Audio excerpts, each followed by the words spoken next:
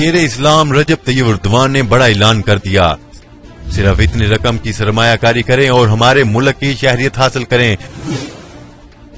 ترکی نے تمام غیر ملکیوں کو اپنی شہریت دینے کا اعلان کر دیا۔ آج کی بڑی خبر سے آگاہ کرتے چلیں، ترکی نے تمام غیر ملکیوں کو اپنی شہریت دینے کا اعلان کر دیا، اور ایک نجی ٹی وی چینل کی رپورٹ کے مطابق ترک میڈیا کے حوالے سے بتایا گیا ہے کہ ترکی حکومت نے $2.5 لاکھ مالیت کی جائیداد خریدنے والے تمام غیر ملکیوں کو اپنے ملک کی شہریت دینے کا فیصلہ کیا ہے۔